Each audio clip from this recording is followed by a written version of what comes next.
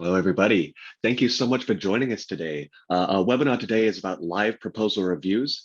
And myself, I am Will Simpson, an ambassador with Upwork, also a full-time graphic design freelancer. And I'm joined here by Tiffany Ford from an Upwork Talent Success Partner team. Tiff, do you want to tell us a little bit about what you do with Upwork? Yeah, hi everyone. So as Will said, I'm with the Talent Success and our titles are officially Success Partners. And what we do here at Upwork is work with talent like yourself to really help you be successful on the platform. So we review your profiles, we look at proposals, we help you give tips, kind of improve what you're doing, look at rate and bidding strategy, and really just kind of give you the guidance that you might need in order for you to be successful, because that's overall what we want you to do. So I'm so happy you're here for our presentation today to talk about proposals.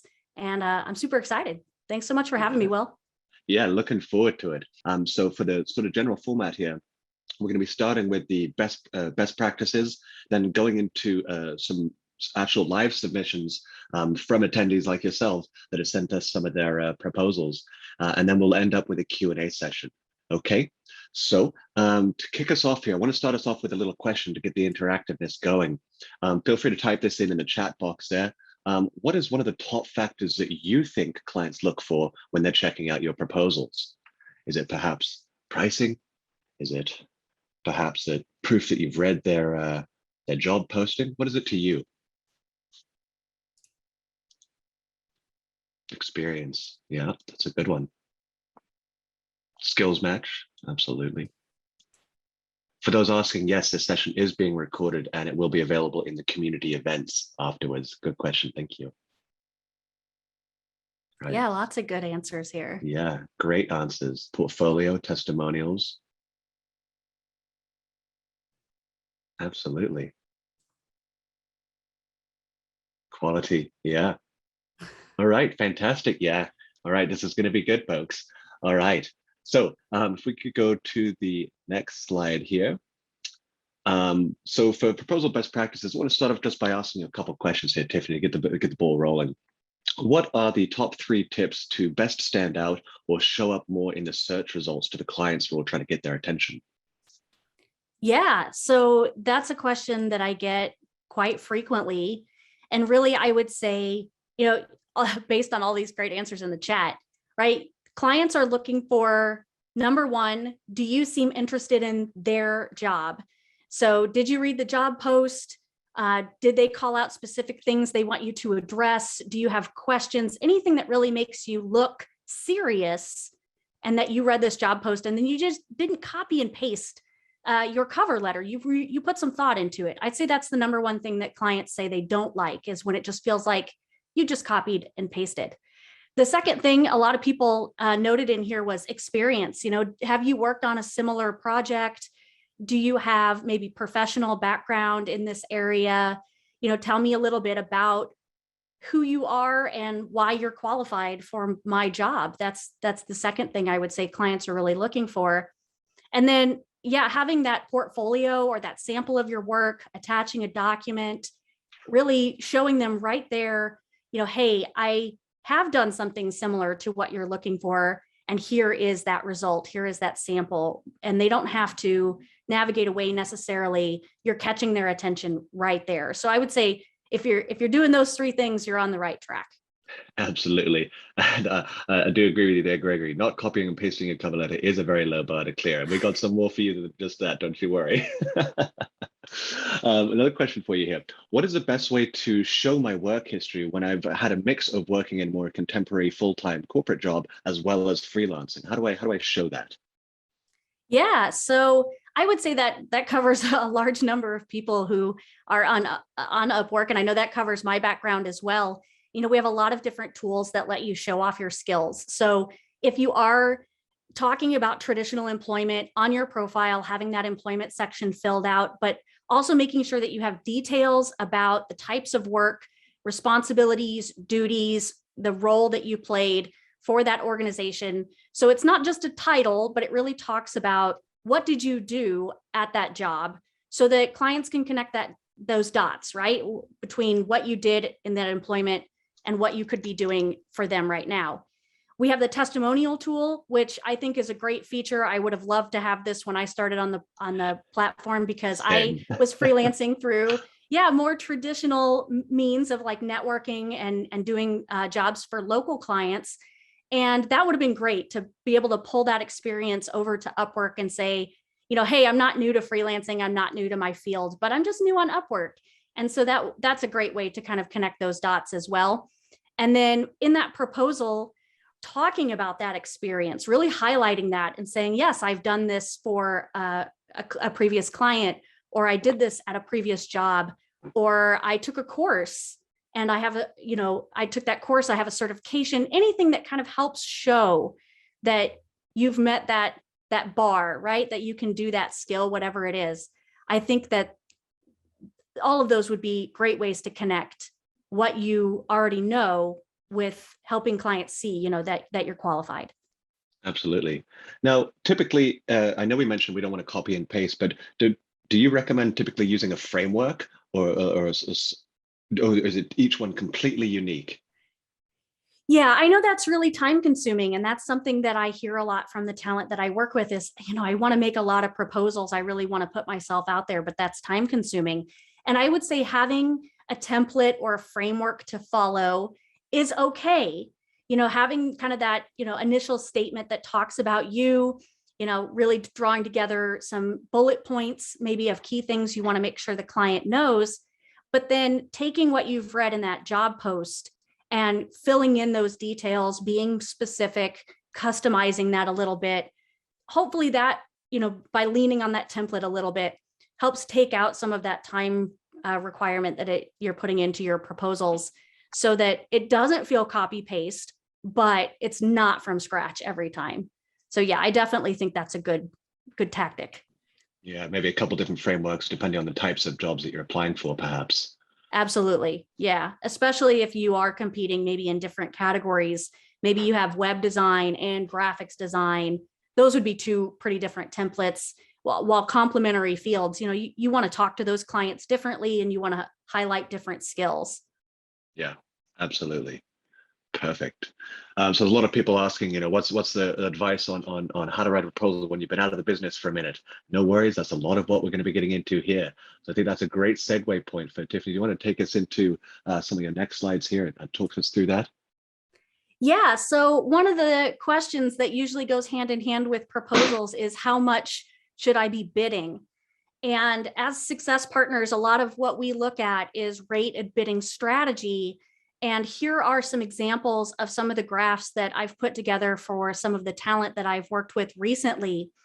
And so looking at these graphs, we can see some dates. Those are the dates that these particular people made proposals. The green lines show the rate of the winning bidder for that job. So these are closed jobs they hired. The green line was the rate that the winning bidder received. The blue line shows the rate of the talent that I'm specifically working with for comparison.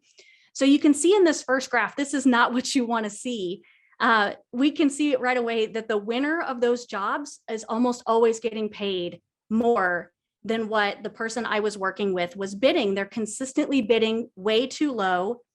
And this is something I see a lot. Most people are worth more than they think, and they are underbidding themselves. And it's a problem, right? We want to be able to make more money, and we also want to signal to clients that we're worth that money. So in that second graph, that's a little closer to what we want to see. There are still some jobs where the person was bidding too low, but there sometimes, we can see a couple in there where they're, right on par, or maybe even that one there where the winner got much less than what we bid. And that's okay. Sometimes that happens. That third graph is really kind of what I would consider to be the ideal. You want that close consistency. So you're right on target for the jobs that you're bidding. You may not be winning them, and that's some other things. Sometimes that's proposal, sometimes that's portfolio. But when I'm looking at these graphs and I'm helping talent see what kind of rate they should be bidding or how they're bidding against their competition, you want consistency. You want to be close. You don't want to be the outlier, whether it's too high or too low. And so we know that many clients equate your rate with the quality of the outcome. And high quality clients have learned that they need to pay higher rates for high quality talent. And so I'm not saying that there aren't clients on the platform who are looking for lowest bidder, but I would bet those are not the kinds of clients you specifically are wanting to target. So if you're Absolutely. wanting to target those high quality clients, you have to use your rate to signal your value. So quit There's a cutting good question. yourself off. Yeah, absolutely. Sorry. There's good questions popping up here regarding this. So for instance, is it okay to bid above what their budget is? If the client says, I have a budget of $500, but you wanted to charge $700, should you even bother? And how would you go about doing that? No, I think that's an awesome question. And the answer is yes, you absolutely can and should bid more than the proposal rate if that's where your rate resides. I think that there's definitely an opportunity in your proposal to talk about your skills and your background and really explain to the client why you're worth more than, maybe their initial budget. And a lot of clients come to Upwork not knowing how much their project really is going to cost. So they just might be kind of softballing a number out there to see what other people say. And I'll tell you right now, I hire on the platform as a client for some work that I do. And I recently chose a freelancer who was not the number that I had put on the proposal. She was a couple $100 more. And really it came down to, she looked extremely experienced in what I needed her to do. And I really felt like she was going to provide me with a quality outcome. And she sold it to me in her proposal just like that. And yeah, she got the job. And I think that we all have that opportunity when we're writing that proposal to talk about our value. And it's not so much, or I'm not going to say it's not just the skills, right? Because we want to bring those skills to the table, but it's also that partnership.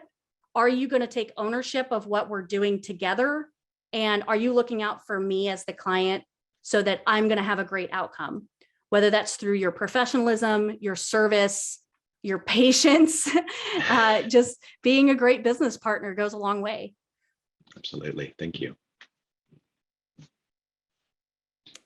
Are we ready to move on I think so. Yeah, we'll our have submissions? some more on that later, I'm sure. Yeah. So I really appreciate everyone who signed up for this process. I know it can be very nerve-wracking to have your proposal kind of picked apart live. And so when, if you signed up for this, you had the opportunity to submit a proposal for me to review. And of course, I needed those. So I'm super appreciative of everyone who kind of threw their hat in the ring.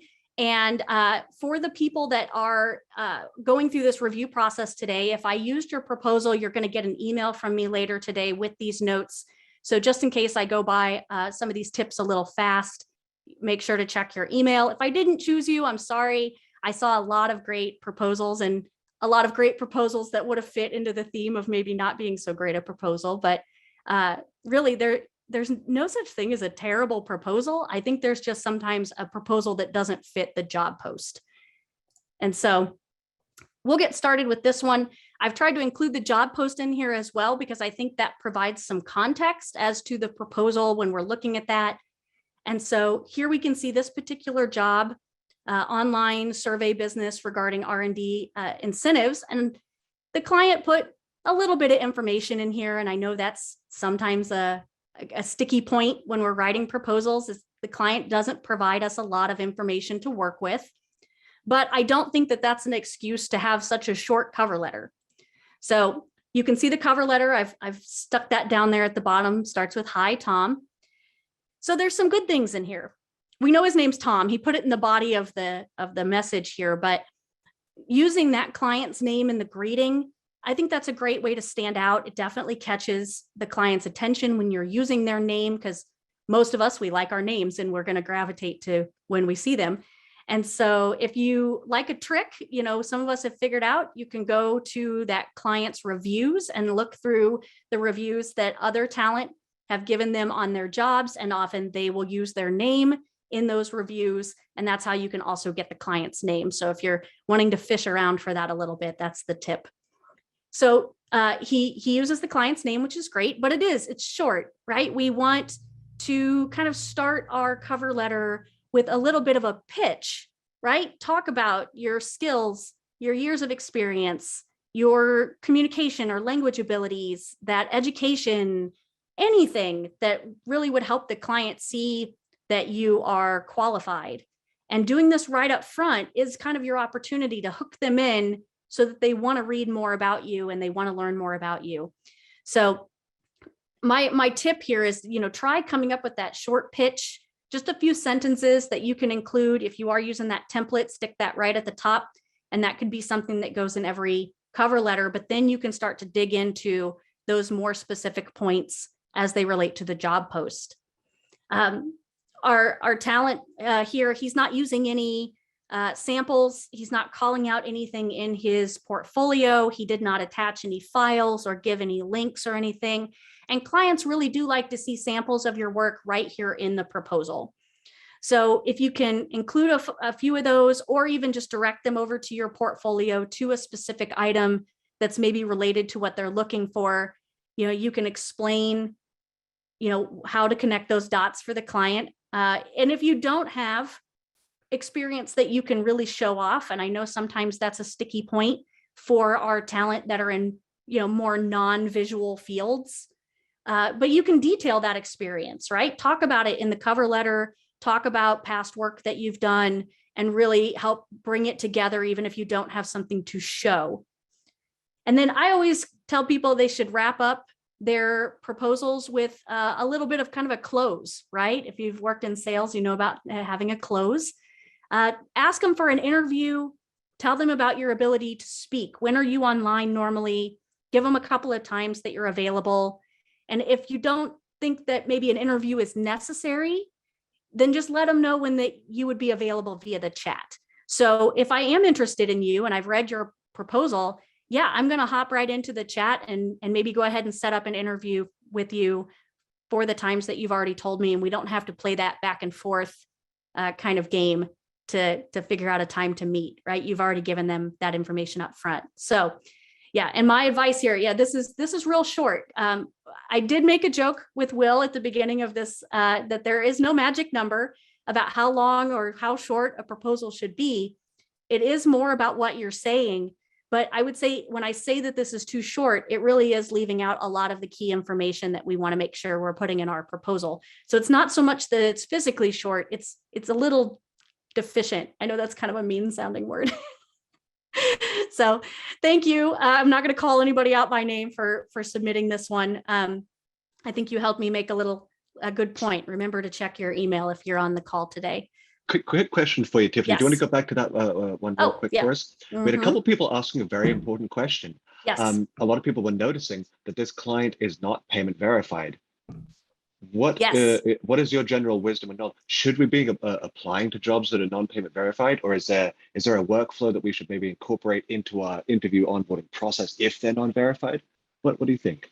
Yeah, no, I think that's a great call out. So my general feeling is, everyone was new once, and clients are certainly, we have new clients coming in all the time, and they may not realize that that's kind of a icky looking flag, that they may not be serious about hiring.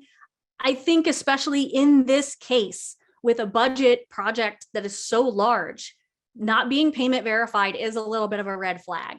If we're talking about a smaller project with only maybe a couple $100 at stake, I can see maybe why the client didn't get payment verified yet. And they're probably new and again, don't realize that that's something they need to do.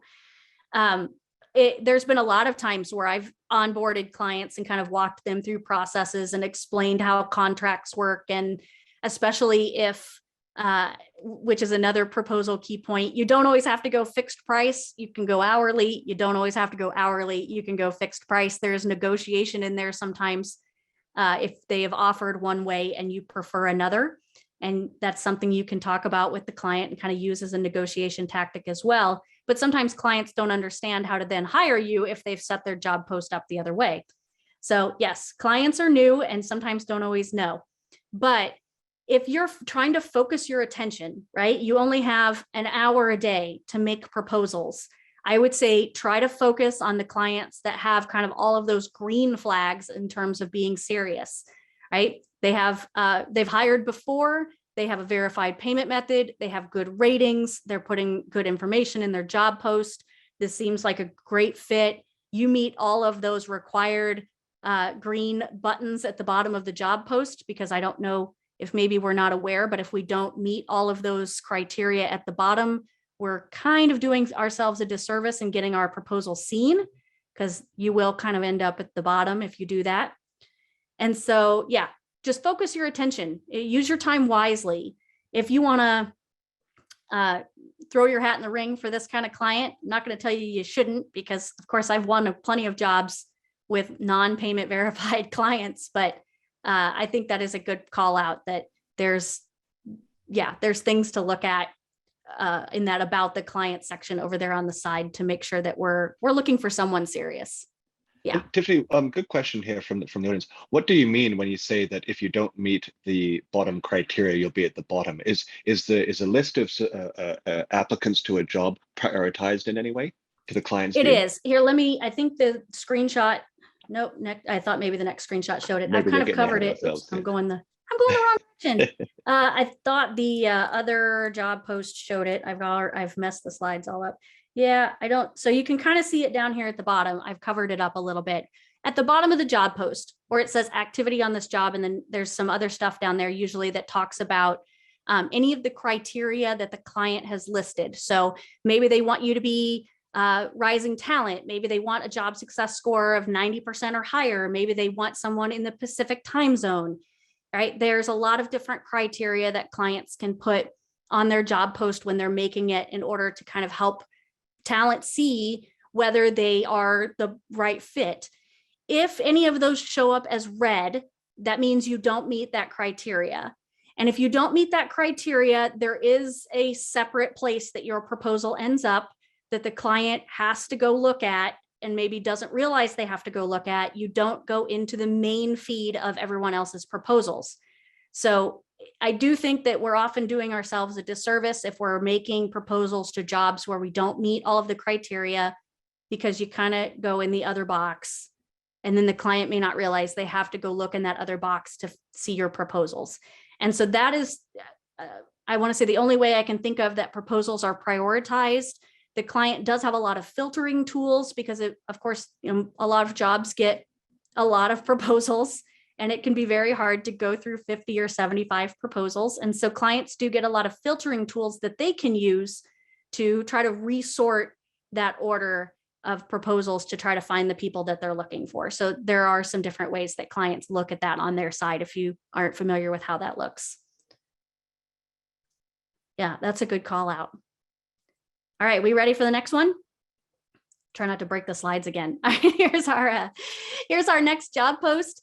And this one's a good example of some of those green flags, right? Over on the about the client side, we have a verified payment method. We have a great looking rating. They've had lots of jobs. They've had a great hire rate. I know 50% may not seem great, but honestly, that's, I think, pretty great. They've got a lot of spend, right? So they are a serious looking client, right? So they're looking for an audiobook narrator and editor in the voice talent section. And so let's look at the proposal that was submitted for this particular job, and it didn't fit. So we're gonna have to flip over here to her cover letter. I couldn't get them both on the same screen. And so this is really, and I use this as a great example, right? This particular person has a really great approach to their proposal for this particular job. So first off, again, talking about using the client's name in the greeting. That's a great way to catch their attention. Hello, Julia. I'd love to do the voiceover work for your book. Obviously, lots of exclamation points signal some excitement.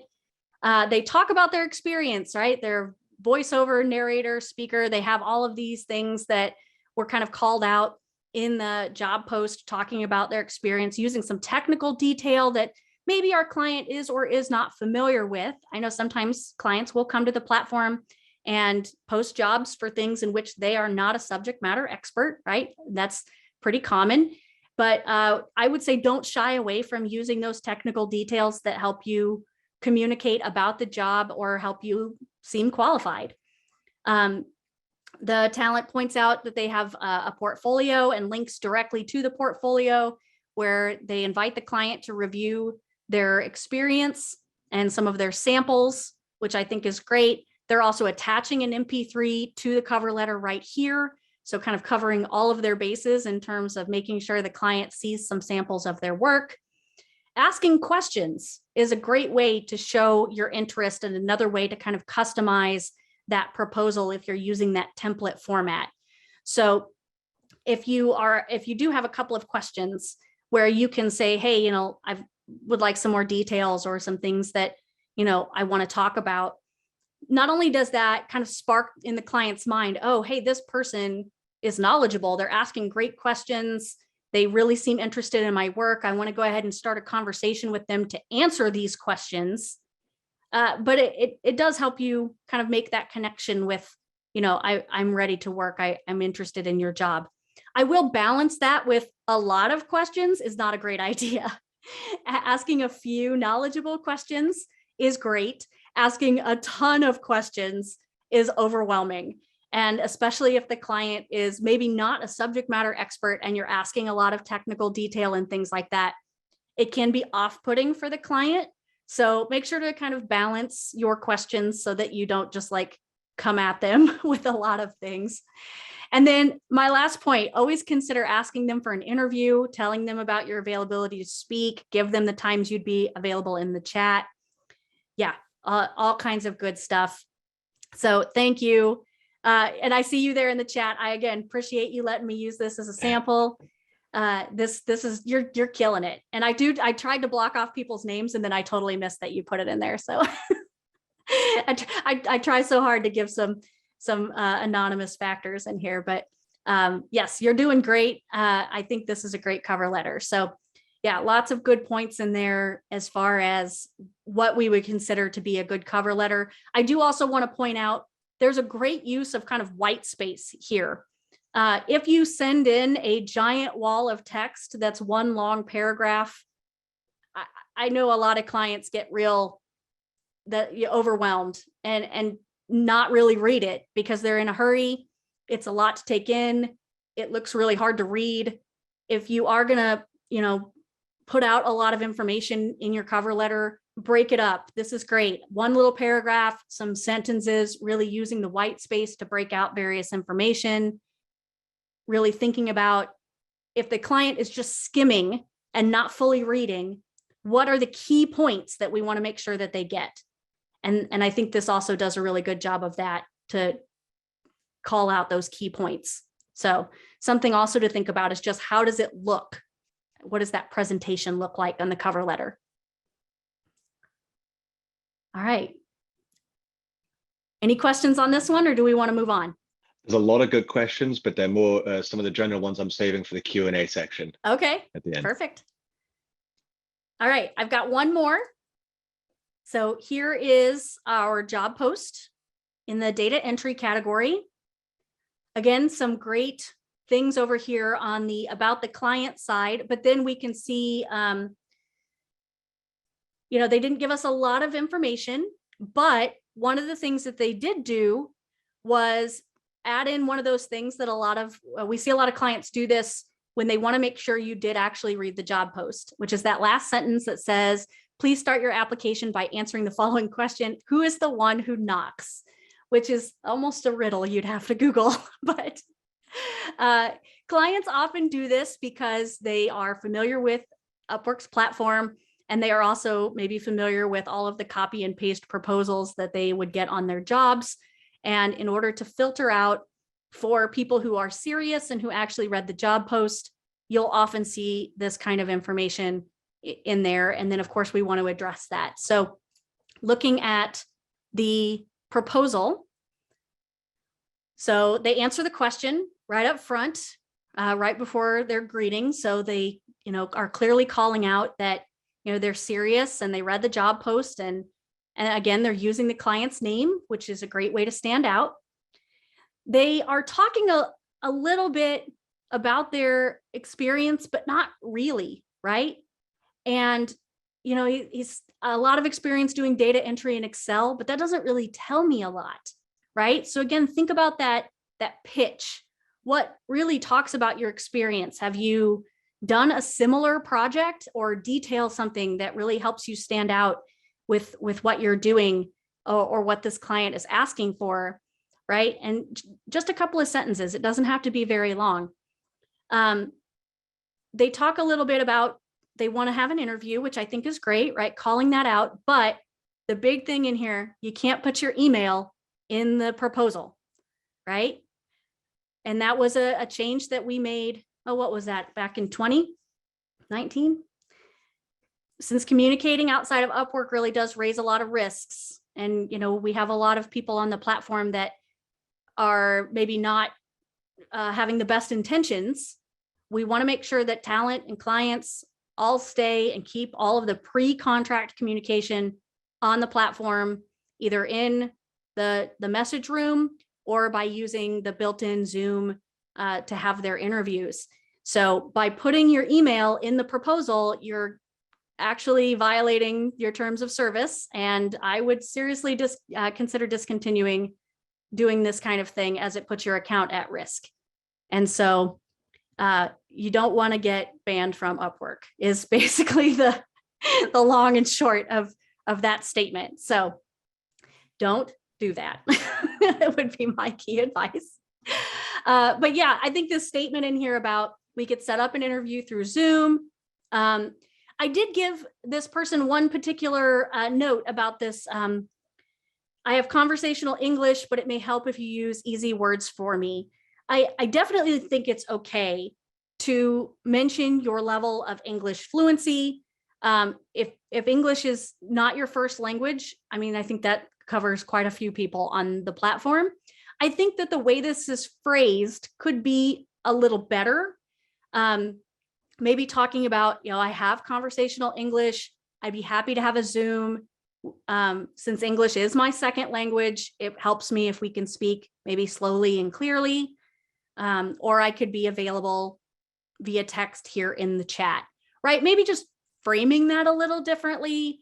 I definitely think that this is an okay thing to say. And most clients are, I think, okay with having someone who isn't, absolutely fluent in English, especially depending on the job category here. But I don't see really any terrible issues here in the proposal that make me think that this person's English is just going to be completely indecipherable.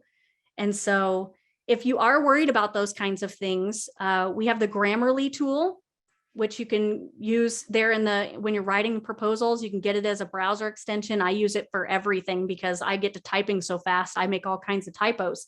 And so it will do spell check. It will do grammar check. It's got a couple of extra features in there. I think if you pay for it, although I don't have any idea what it looks like to pay for Grammarly. But that way you can kind of put some extra polish on your proposal to make sure that you are putting your best foot forward. You're not sending typos, you're not sending grammar errors, those kinds of things. So that's just another thing to think about when you are writing your proposal, is just putting a little polish on it to make sure, especially if you're worried about your English fluency, it's okay to lean on a tool. We all do it. Even those of us who grew up speaking English don't always do it very well. Tiffany, we got some recurring questions here that I thought it'd be good to go ahead and approach here. So we're back on not taking communication off platform before a contract is in place. So for instance, Eric here is a software engineer, depending on LinkedIn.com and their personal website to really showcase a lot of their portfolio expertise and capabilities. Can we talk more to where that line is? Can I share my LinkedIn or in my cover letter, or can I maybe attach a link to my website? Or if my website has a contact form, is that going to be, where is the line, or is there a solid line to be aware of? So as far as I'm aware, there is a solid line. I know sometimes this gets blurry depending on who you talk to, but as a success partner, we've always been, on the side of, you definitely can't share emails, Skype IDs. You can't get added to their Slack. You can't do those kinds of things before the contract. If you need to share a website to show off a portfolio item, that is okay, provided there is no way to contact you through that website. So if it does have a contact form, if it does have your email, then that's probably not going to work. So setting up a portfolio website that eliminates that is probably for the best. If you can get away from doing that entirely and have it as items you can attach, that would be better. I would say platforms like social media and LinkedIn and stuff are crossing the line, because it's going to give the client a way to contact you off the platform. Perfect. There's another good question here that I wanted to bring up that a lot of people have been asking. When it comes to, you know, how on the job posting, how you can see how many proposals have been received and how, if they're in interviewing, is there a sort of threshold where you think, maybe I'm not going to bother applying? Is it after 5? Is it after, if I see 30 proposals on a job, is that job stale or is it still fresh? So I get this question a lot, and I honestly think it depends. So a lot of people feel like, you know, I have to be one of the first people to put a proposal in, or they're never going to see it.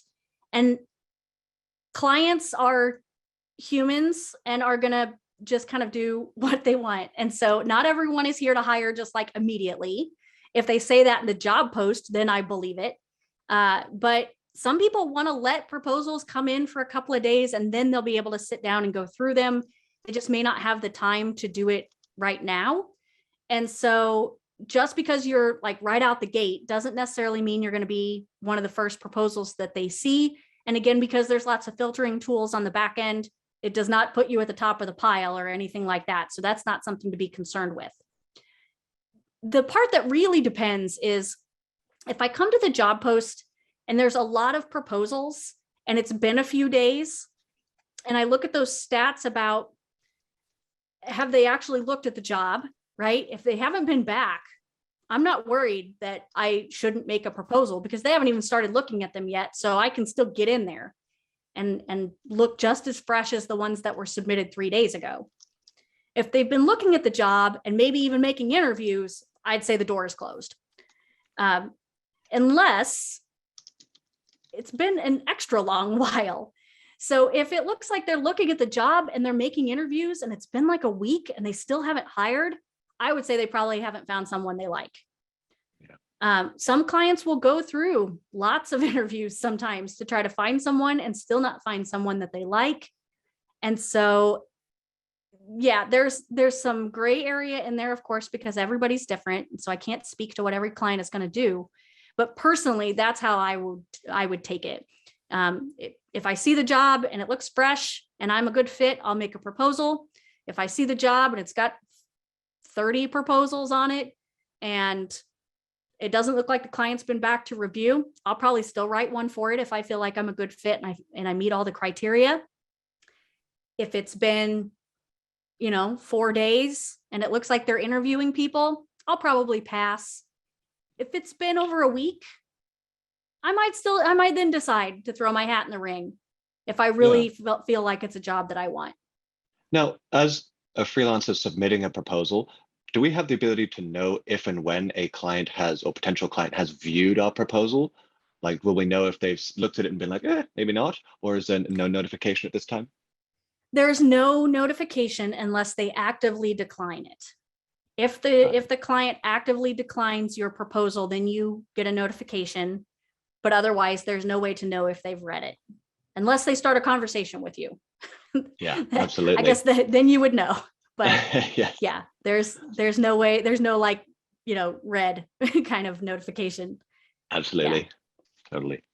And good question here from Francisco. He's asking, how long did it take you to land your first job on Upwork? He's asking both of us here. What's your answer? So when I started, it wasn't Upwork. We were, I was on both Odesk and Elance, and competing on both. It has been so long ago. I don't know that I can answer this question because I've been freelancing for at least 10 years on those particular platforms. And so, and I mentioned I was doing freelancing before that in a more traditional, networking and local clients type thing by going to events and meeting people. And so I don't know that I remember.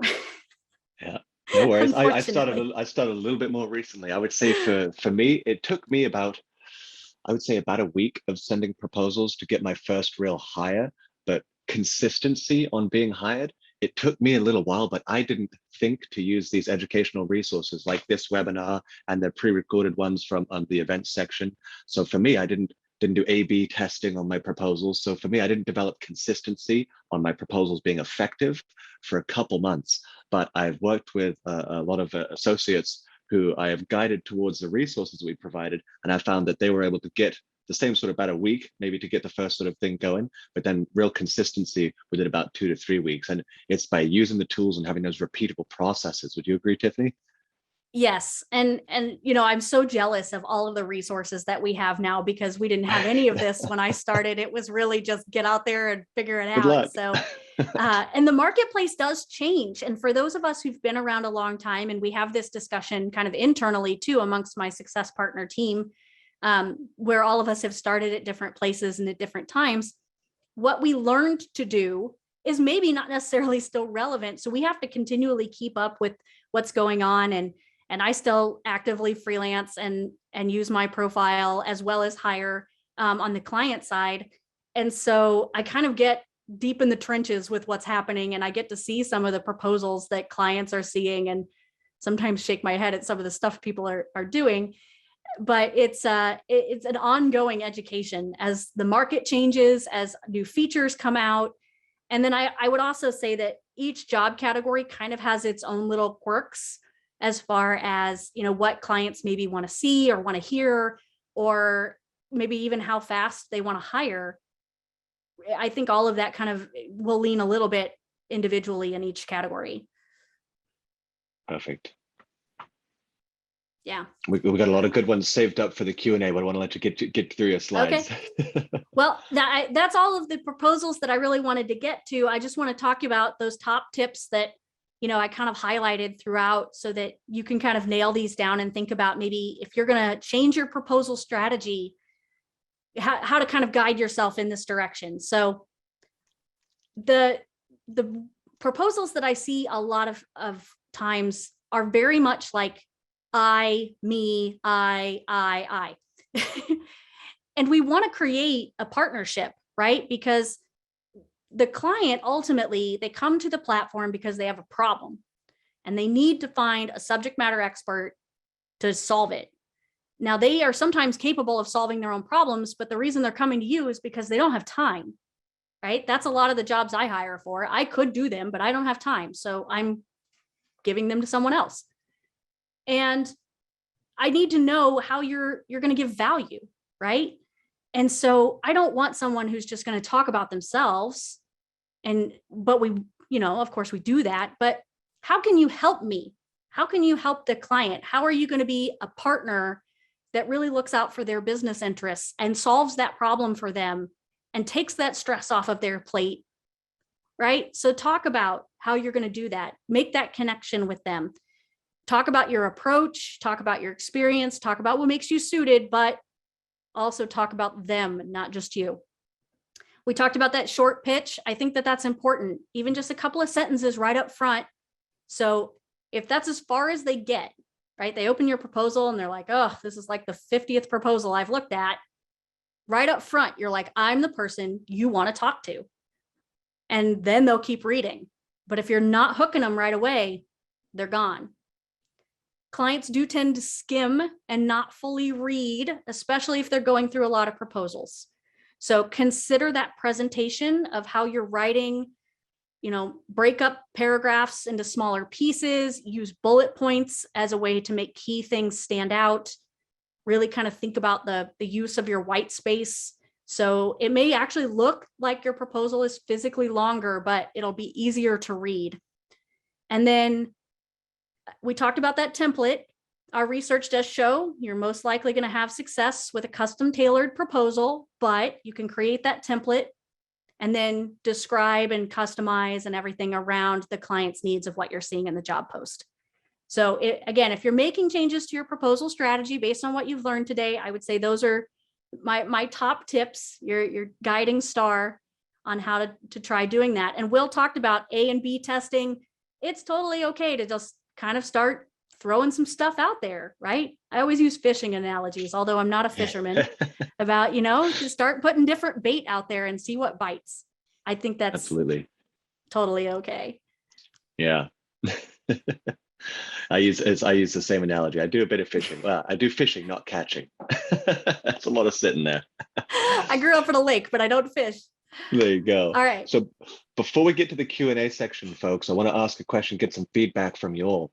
What is the one thing that you're going to try next in your proposal submission based upon a lot of the topics we've been talking here and the wisdom that Tiffany's been sharing with us? What's one of those standout nuggets that you're going to check out on your next proposal? Go ahead and type it in the chat while we look through some of these questions to discuss. Using a client's name, absolutely. Raising your rates, absolutely. I was always very shy about raising my rate, and every time I did it, I had no pushback. And I'm like, why was I working for so little money when people were happy to spend it? As long as you're the professional delivering that work, people are happy to pay for the work that's quality. I think there's a lot of psychology in there that you could talk about when it comes to, some people just don't like to talk about money. Some people are not great at negotiating. Sure. And then some people are just very nervous about asking for too much, like somehow the client's going to come back and slap their hand through the screen or something. But we want to get paid. That's why we're here. Yeah, absolutely. Great. These are great feedback here, folks. So one of the good questions that I think a lot of people are curious about, in your opinion, Tiffany, is freelancing in the workplace as a whole on an upward trajectory, or do you think it's a phase that's going to fizzle out? I mean, you've been freelancing longer than I have. What do you see as the trend? Oh, we're not going anywhere. I definitely think, especially with the way the world is moving with more remote work, that people on platforms like Upwork are more important than ever. There's just so many business opportunities to be able to connect with the right talent, no matter where they are, that we're not going anywhere. We're always going to have clients coming in. We're always going to have people who need our skills. And as you work in freelancing and you are maybe providing a certain set of skills, I think a lot of us grow and change over time as well. You know, the skills that I started with are definitely different now, 10 years later, whether that's because you take on more training or you just learn to be better through the jobs that you're doing, you take a course, you study for a certification, any of those things that are kind of just investing in you and your skills means that you're then going to start marketing yourself differently. You're going to start thinking about your work differently. And of course, then making yourself more valuable and raising your rates. I think that's also something that comes with that experience. Yeah. So yeah, as we are here, we all have to start somewhere. And so we try to find the skills that we have. And I started freelancing. It was on the side. I was a college professor and education doesn't pay well. And so I needed to pay off my student loans. And so I started freelancing for that exact reason.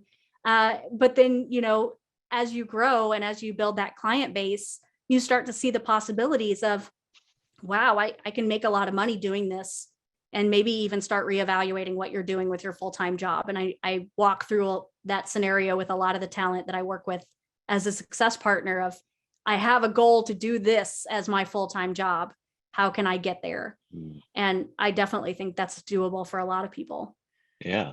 And a two-part question for us here.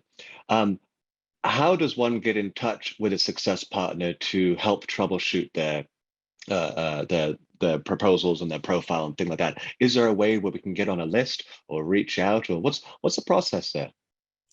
So as much as I would love to work with everybody, there's way more of you than there'll ever be of us. We're a pretty small team. And right now our services are invite only. And so there's not a way that you can sign up. There's not a list you can get on.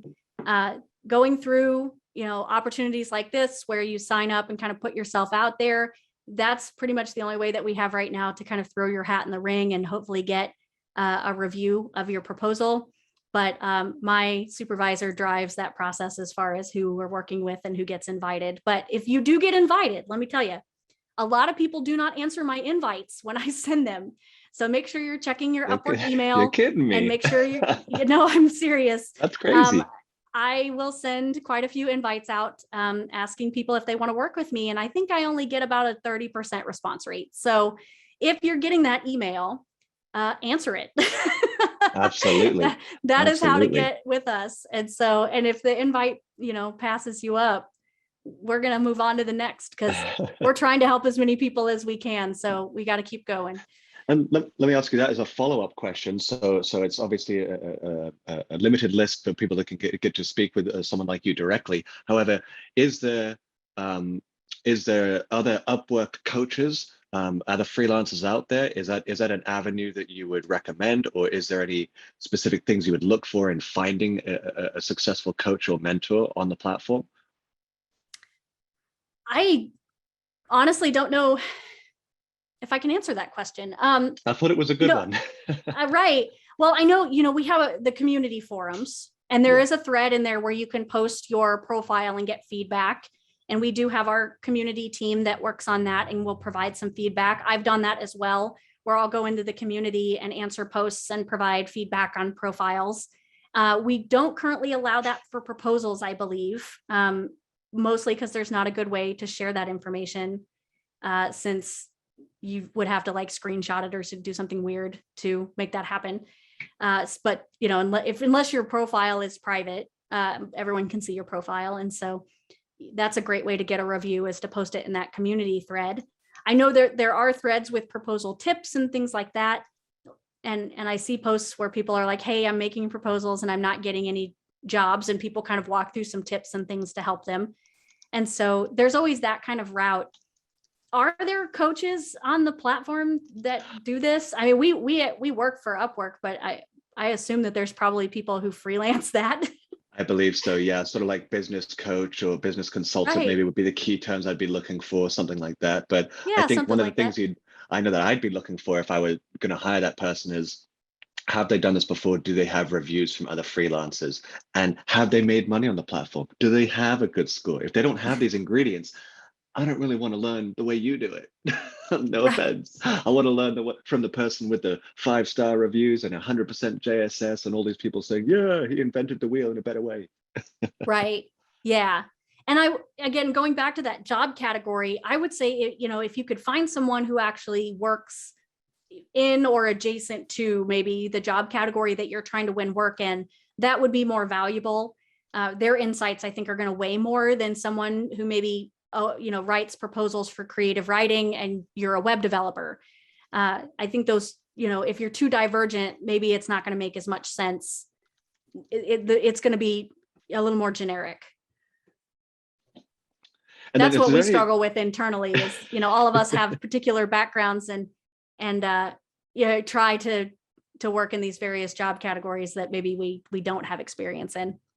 On that topic, there's a few good questions that have come up from people that are perhaps new to freelancing, or maybe just new to their specific flavor. Like maybe they were working in retail and now they're pivoting to, software engineering or something like that. When someone doesn't have a lot of experience, with a client in the past and they're sending out the proposal, are there any tips you can give that person to stand out? Should they avoid the fact that they don't have a lot of experience, or should they address it? What are some tips that you give someone that are just kind of new to it? So the tips that I would give are probably anti-tips, right? Things not to do. The big things that I see that really clients tell us are kind of turnoffs are talking about how you're going to give them a discount because you're new. That goes back to pricing relating to quality. If you're willing to put a discount tag on you, then you probably think you do discount work. And so, that's a great way of putting that. Yeah, I like that. You go in the store and there's the bin with the DVDs that are all $5. You don't put yourself in the bin, right? So don't do that. It is okay to talk about how you're new to a particular skill, as long as you're targeting the right kinds of job posts, right? You don't want to be new to something and targeting expert level jobs, but we have lots of entry level jobs that are looking for entry level skills. And so I think it's totally appropriate to talk about, maybe you're new to a particular area, but highlight, how did you get qualified? Did you take a course?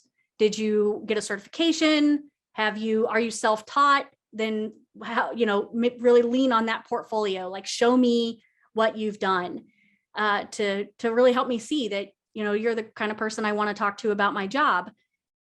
I'm not going to say every client responds to that. Some people really do want someone who, can demonstrate their experience. But I also think that there are clients out there that are willing to take a bet, right, on someone who's new, if you can connect those other dots for them.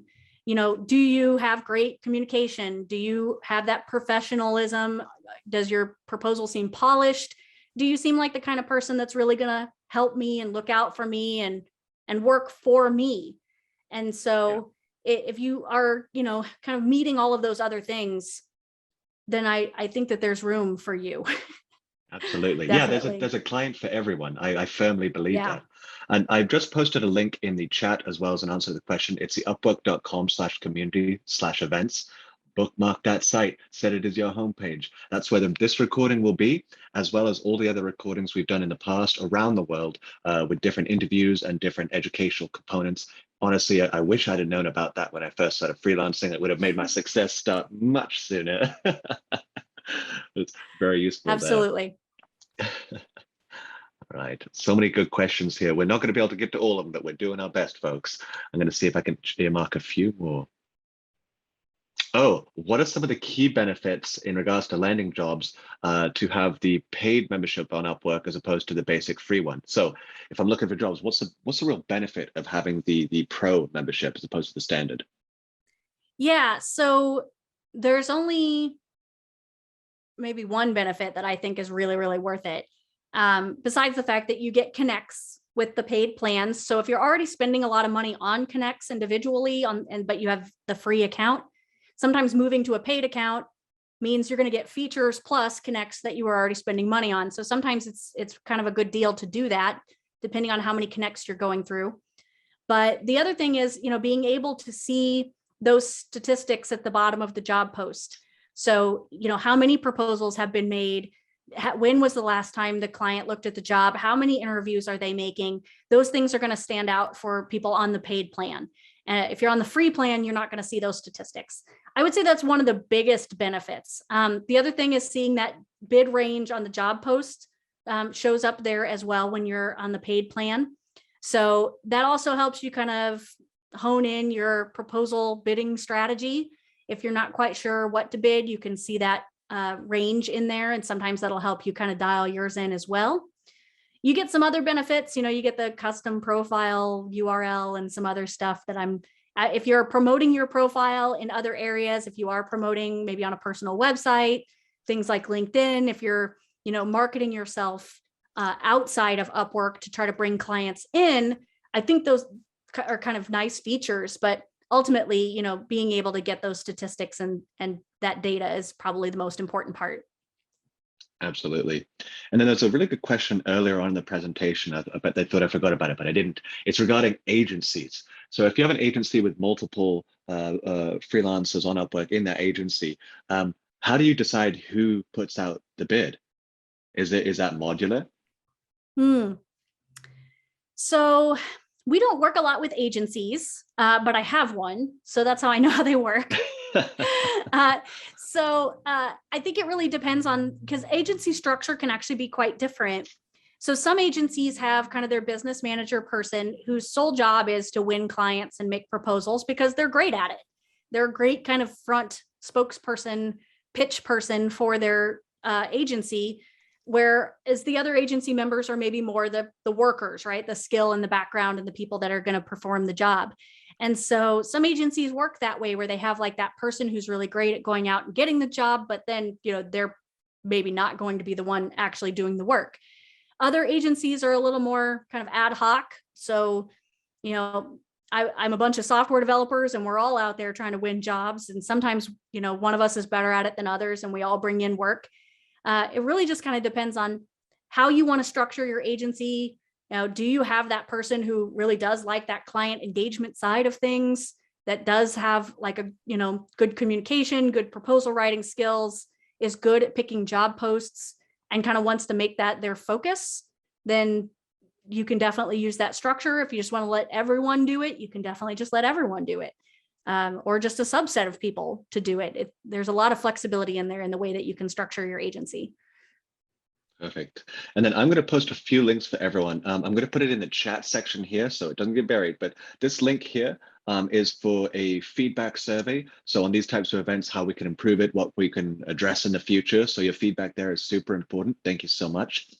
And I also wanted to let everyone know that there is actually a community thread that I created based on this webinar that has some of the resources here. I'll get the link in just a moment, but feel free to go ahead and post links to your profile or anything like that. It's a good way to get some of your peers. We've been having great discussions in the chat here where we have some veterans giving some fantastic advice as well. So feel free to find us in the community there. Let me see if I can grab that link real quick for us.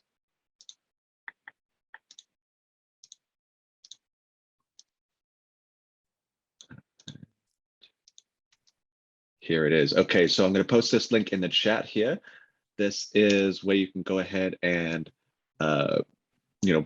continue the conversation there. This is an important conversation, and there's a lot of people with a lot of really good thoughts going on here.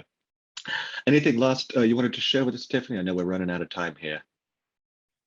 I think we've probably covered all of the basic tips.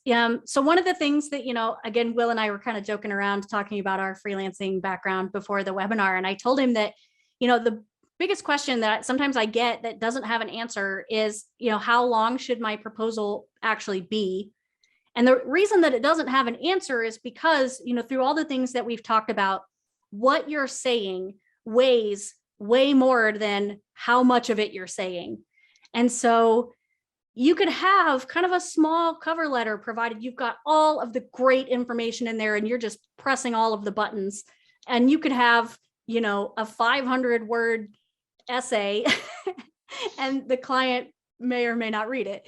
And so we really have to think about our presentation and how we look to the client and what we're saying and maybe how they're interpreting that.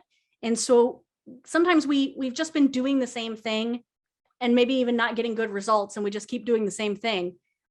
Really think critically about what you're doing, take some risks, raise your rate, change your strategy. You can always go back. No, the platform's not going to penalize you, but definitely try to shake yourself up out of your comfort zone a little bit, try out some new tips. And again, fishing, see what bites. Yep. And then I'm posting one last time here, the link of where the recording will be available. It's also just the other community events. As I said, bookmark it. It is a gold mine in there.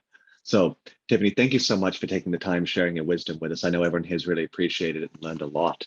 And that's all the time we have to do. There's some resources there. These links are actually found in the community link I sent out there, but submitting proposals, changing terms, a little bit more of the mechanical things that I know we glossed over at a high level during this conversation, but for more of the more mechanical things, there's great support there.